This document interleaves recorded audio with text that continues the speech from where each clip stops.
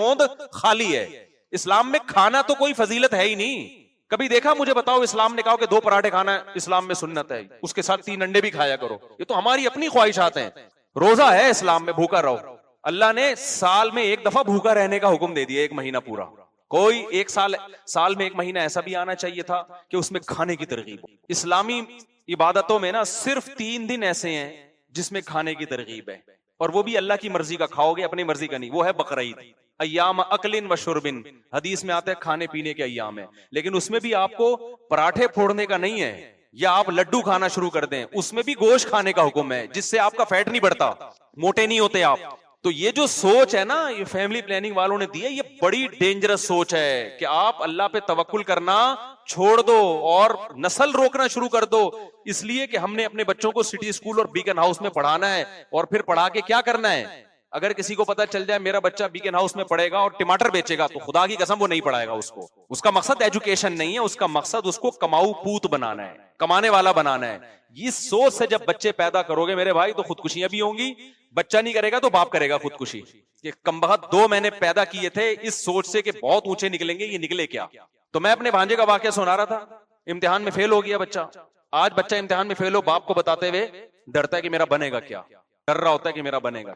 तो वो उसने आगे बताया अब्बा को, चूंकि अब्बा का हजरत मुफ्ती रशीद अहमद साहब से ताल्लुक रहा है, घर में दीन का माहौल है, तो अब्बा को आगे बताया कि भाई फेल हो गया। उसने कहा कोई बात नहीं यार, आखिरत के इम्तिहान में फेल नहीं होना चाहिए, दुनिया में फेल पास क्या होता है, चलता है, कोई टेंशन नहीं, जितनी होनी चाहिए उतनी भी नहीं। खुशी जिंदगी गुजर रही है यार, बच्चे भी खेल कूद के बड़े हो गए, और फिर उसी फेल होने वाले की शादी भी कर दी। ये तुम्हारे लिबरल लोगों में दम है? ये तो दौलत के पीछे भूखे हो गए भाई, ये उसी में शादी कर दी कि बहू मेरे खर्चे पे, वो फेल होने वाले की। तुम्हारा साला 6-6, 8-8, 10-10 लाख रुपए कमा रहा है, फिर भी शादी नहीं करते कि इस बेगैरत की आमदन में कहीं बहू शरीक ना हो जाए, वो बहू खा जाएगी हमारे हिस्से का। मुझे गुस्सा आ रहा है, मैं तो सारा देखता रहता हूं ना लोगों को। तो तुम मेरे भाई इस्लाम को सही तरह से कबूल कर लो, वो वाला नहीं कि जाहिरी रसूमात बस इस्लाम की हो, अंदर ना दाखिल हो। अंदर जब तक इस्लाम नहीं जाएगा ना, तो उस वक्त तक आपको सुकून नहीं मिलेगा, डिप्रेशन में मरोगे। जापान में सबसे ज्यादा खुदकुशियां होती हैं, वो अपने आप से खुदकुशियां नहीं अपने आप को खुदकुशियां से नहीं रोक सके, अपने आप को डिप्रेशन से नहीं रोक सके, तो तुम्हें ये डिप्रेशन से कैसे रोकेंगे? नहीं यार, मेरा वाला बात समझ में। इससे तो वो गवर्नमेंट का पढ़ा हुआ बच्चा अच्छा है, जो खिड़कियों से भाग भाग के पढ़ा होता है। वो गवर्नमेंट स्कूलों के बच्चों को देखो, उनमें आपको डिप्रेशन भी कम नजर आएगी। जाते हैं तो बाज दफा तो स्कूल ही नहीं होता। गवर्नमेंट के स्कूलों का हाल बता रहा हूं, बच्चा गया स्कूल ही नहीं है ना, नक्शे पे स्कूल है, हकीकत में अब तक स्कूल बना ही नहीं। बाद दफा स्कूल बना होता है, दरवाजे नहीं होते, उसको पता ही नहीं होता किधर से दाखिल होना है मैंने। गवर्नमेंट स्कूलों का तो यही हाल है, खिड़कियां टूटी हुई हैं, दरवाजे टूटे हुए हैं, टीचर आ रहा है नहीं आ रहा, बच्चे को अपना मुस्तकबिल तारीक नजर आ रहा है, मगर वो नोट छापने की मशीन बन जाता है फ्यूचर में। और डिप्रेशन तो होती ही नहीं उसको, क्योंकि उसको तो कोई है ही नहीं। आप लोगों ने प्लानिंग बनाई हुई है, मैंने इतनी दौलत कमानी है, मैंने इतना पैसा कमाना है, मैंने इतनी इज्जत चाहनी है, मेरा ये हदफ है, मैंने यहां तक पहुंचना है, स्ट्रगल और मेहनत।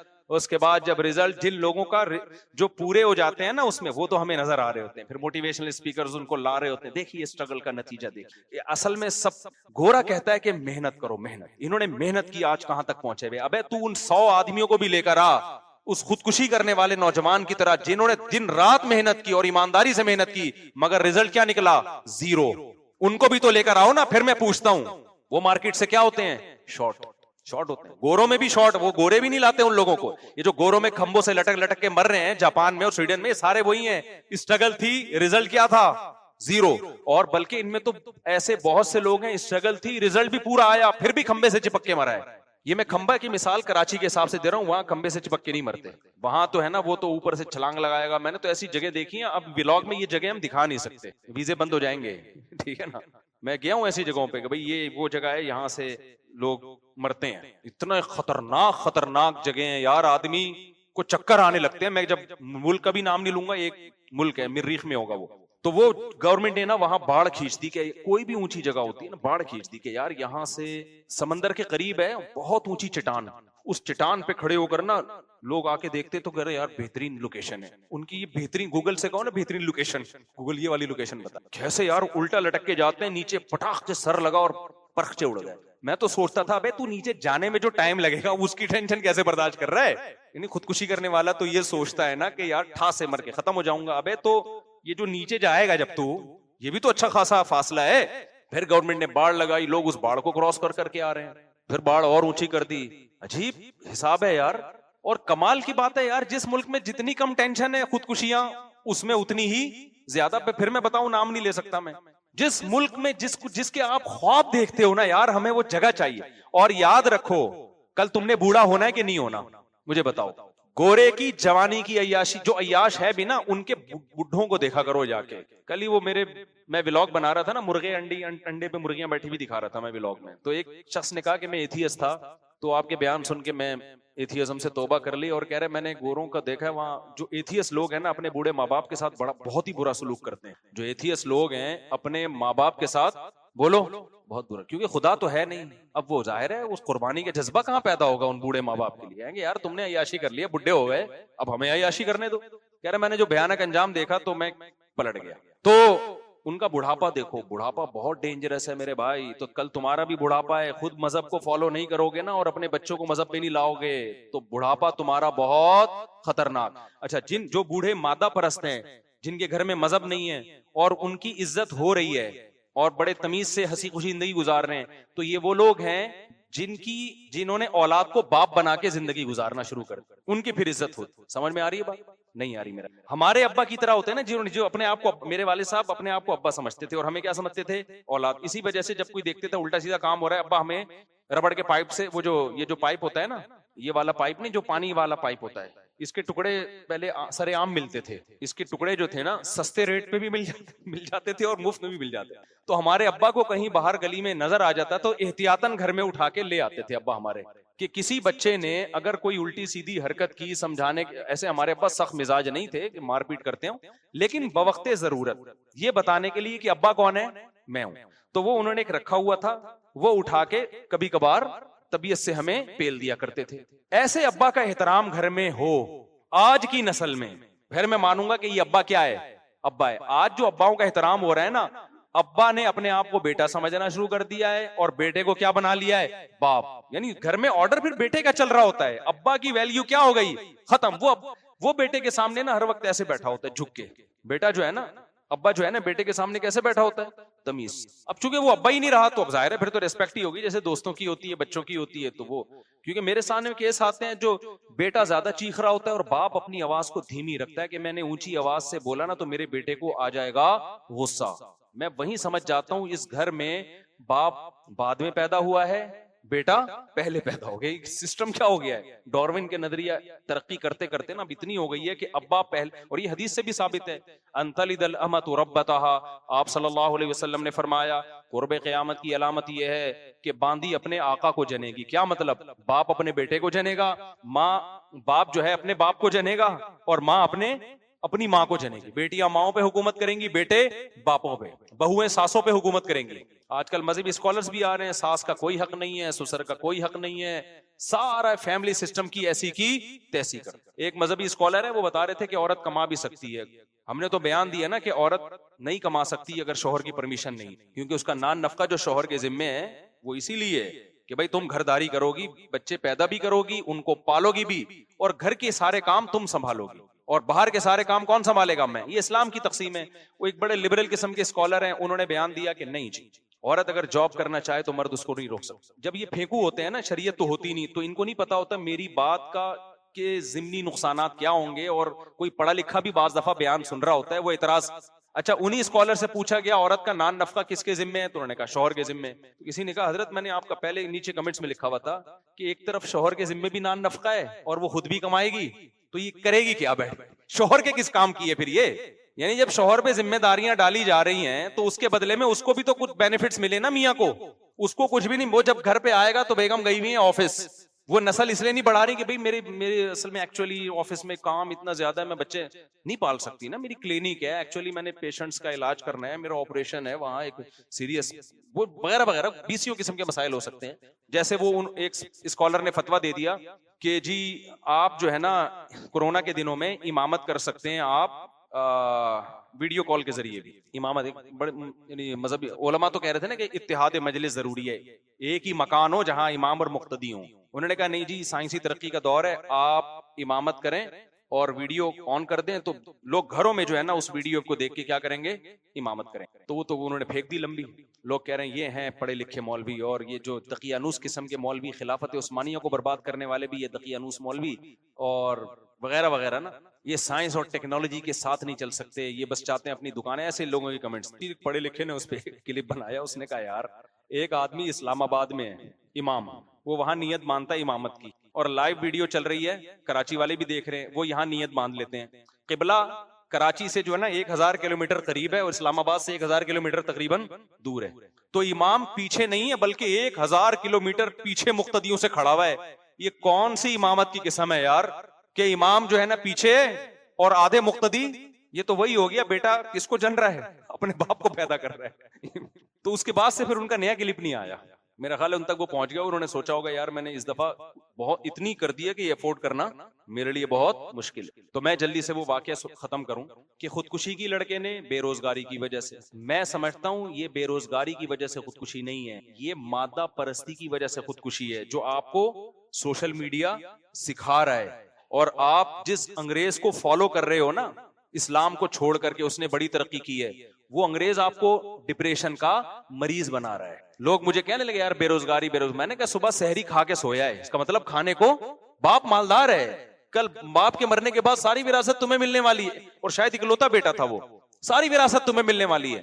ऐसे बहुत सारे वाकयात आ रहे हैं। अब लोग तो कह देंगे कि यार ये क्या करें बेरोजगारी में। वो भाई तुम्हें जब तक खाना पीना मिल रहा है, तुम्हारी अपनी जरूरतों को महदूद करो। ये दुनिया मुसाफिर खाना है, मेरी और आपकी जरूरत 2 वक्त की रोटी है। नबी सल्लल्लाहु अलैहि वसल्लम ने फरमाया 2 वक्त की रोटी किसी को मिल जाए और सर छुपाने के लिए जगह मिल जाए और जिस्म किसी बड़ी बीमारी से महफूज हो, तो ऐसे है जैसे अल्लाह ने पूरी दुनिया की दौलत समेट कर दे दी। बस अब अगर आप टेंशन लोगे तो इसका मतलब आप जहनी तौर पर बीमार हो, हकीकत में आपको परेशानी नहीं है। अब आप इस चीज की टेंशन ले रहे हो। और जो लोग कहते हैं ना ताने मिल रहे हैं माँ बाप की तरफ से, तो भाई निकल जाओ घर से। अच्छा, उनके अब्बा को मैंने क्या मशवरा दिया वो भी मैं बता दूं।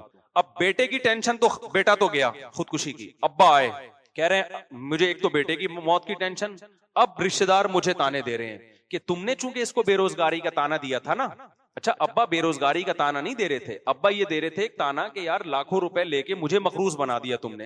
अब्बा मना कर रहे थे कर्जा ना लो किसी से, जितना अल्लाह ने दिया है उसी में कारोबार की कोशिश करो, कर्जे ना चढ़ाओ। ये बात बिल्कुल ठीक थी ना अब्बा की। अबे क्या हो गया भाई, अब्बा दीनदार आदमी है, अब्बा परहेजगार आदमी, अब्बा को ये टेंशन नहीं है कि बेटा कमा के नहीं खिला रहा। वो अब्बा का चलता फिरता कारोबार है, वो तो माशाल्लाह दाढ़ी है, नमाजी है, तो वो तो उसको टेंशन नहीं है। दीनदारों को थोड़ी टेंशन होती है बेटा कमा रहा है कि नहीं कमा रहा। कमा रहा है ठीक है, नहीं कमा रहा तो बेटा जब तक हमारे खर्चे पे खा रहा है खाता रहे। हाँ, अब्बा हमारे अब्बा की तरह हैंडर से कूटते रहेंगे, थोड़े दिनों के बाद एहतियातन क्या होगा, कुटता रहेगा आदमी जैसे हम कुटते थे।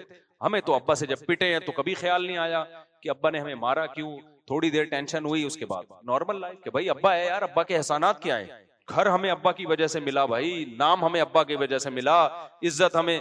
आपके अब्बा लेस अगर हो, अंग्रेजों में तो अब्बा होने ना होने से कोई फर्क नहीं पड़ता, इज्जत में भी कोई कमी नहीं आती। लेकिन हमारी सोसाइटी में अगर किसी को पता चले ये विदाउट अब्बा है, इसके अब्बा का पता ही नहीं है, कोई 2 टके की इज्जत रहेगी उसकी। मुझे लग रहा है आप लोग के यहाँ है तो बोलो ना, नहीं हो गया यार क्या इज्जत होगी। आप कहीं रिश्ता लेने के लिए जाओ जी, आपके वालिद साहब क्या करते हैं, मेरे वालिद साहब है ही नहीं, वो समझेंगे शायद इंतकाल हो गया, कि इंतकाल भी पता ही नहीं, बस वालदा ने बताया मैं माँ हूँ, अब्बा का हमने ना पूछा ना कभी कोई तहकीक। रिश्ता मिलेगा आपको, वो कहेगा भाई फिर आप जाएं ऐसे लोगों के यहाँ जिनके अब्बा नहीं होते, वो लोग दे देंगे आपको। हम लोग के यहाँ चुके होते हैं, इसलिए हम लोग या तो कब्र दिखा या अब्बा दिखा, या तो जिंदा दिखा या मुर्दा दिखा। तो इंसान को बाप से क्या मिलती है, इज्जत। बाप, किसी ने बड़ी प्यारी बात कही है कि आपका दोस्त चाहता है कि आप उससे नीचे रहें। दोस्त कभी नहीं चाहेगा कि ये कारोबार में, तालीम में, इज्जत में मेरे बराबर आ जाए। वो थोड़ा सा आपको क्या चाहेगा, उसको पता है यार ये मेरे बराबर आ गया ना तो फिर ये मुझे आंखें दिखाएगा। वो हमेशा क्या चाहता है, आप उससे थोड़ा सा। ये जो दोस्त एक दूसरे को मशवरे दे रहे थे ना, ये कर ले वो कर ले, इस पर कभी भी अमल नहीं किया करो, इल्ला माशाल्लाह बहुत ही कोई मुखलिस दोस्त हो, वरना वो इस चक्कर में नहीं हो। अपना तो कभी भी नहीं बताएगा, पूरे पूरे राज अब नहीं बताएगा मैंने क्या किया, कहां से माल उठाता हूँ, किधर बेचता हूँ। उसको पता है यार ये तो बिल्कुल मेरे जैसा कारोबारी बन जाएगा। थोड़ा सा कुछ मख्फी रख के शेयर कर रहा होता है चीजें। इल्ला माशाल्लाह सारे एक जैसे नहीं होते, कुछ मुखलिस लोग भी होते हैं, लेकिन शॉर्ट है मार्केट में, बहुत थोड़े हैं। तो दोस्त ये चाहता है कि आप तरक्की करो मगर आपसे नीचे नीचे। दोस्ती का तकाजा है कि तरक्की तो वो चाहता है लेकिन इतनी नहीं कि वो आपके बराबर आ जाए। भाई का रिश्ता ये होता है, भाई चाहता है कि आप तरक्की करो, आपके बराबर आ जाओ, लेकिन वो भी ये बहुत कम भाई ऐसे होते हैं जो ये चाहें कि ये मुझसे आगे निकल, क्योंकि वहां फिर जेलसी का अंसर पैदा होना शुरू हो जाता है। यार ये तो हमारा ही बाप बन गया है भाई।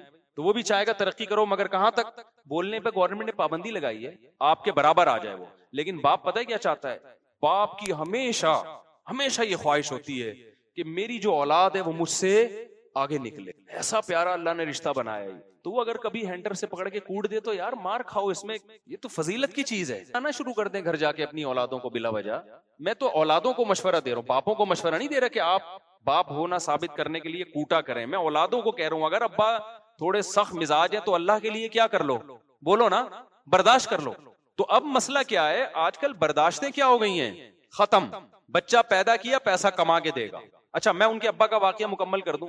उनके अब्बा जब टेंशन में आए ना कि यार, कह रहे अब मेरे लिए एक टेंशन खड़ी हो गई है, हर खानदान में शख्स मुझे ताने दे रहा है कि तुमने बेरोजगारी के ताने दिए, तुमने जो है वो, अच्छा ताने तो सारा ही खानदान दे रहा था उसको, ये ताना दे रहे थे कि मेरे ऊपर जो लाखों रुपए का तुमने कर्जा चढ़ा दिया, जो मैं बार बार मना कर रहा था कि कर्जे ना लो। जो इज्जतदार आदमी होता है ना वो ये बर्दाश्त नहीं करता कि उसके घर पे कोई दरवाजा नॉक करके अपने पैसे मांगे। इज्जतदार आदमी के लिए बहुत बड़ी टेंशन है ये, समझ रहे कि नहीं समझ रहे। अब औलाद ने बाप की परमिशन के बगैर कर्जे लिए और टेंशन में किसको डाल दिया, बाप को डाल दिया।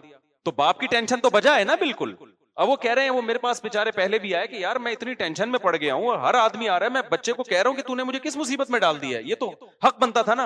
अब बच्चे ने क्या किया, जाके खुदकुशी कर ली। अब सारा खानदान इनको ताने दे रहा है कि देखो तुमने उसको कर्जों का ताना दिया, तुम्हारी वजह से खुदकुशी। अब ये एक तो बच्चे का गम, औलाद से बहरहाल इंसान को फितरी मोहब्बत होती है।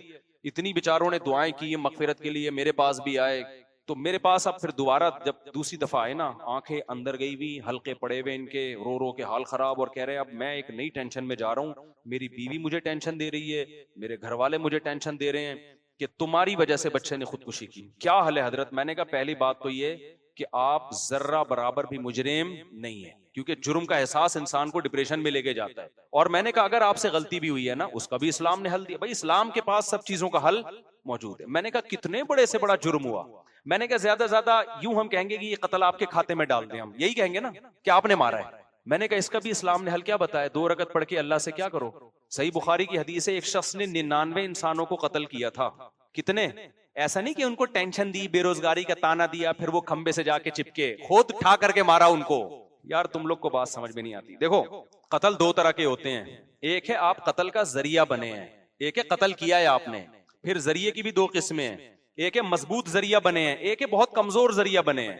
इसको फिका की इस्लाह में कहते हैं फ़ेले फ़ाइले मुख्तार।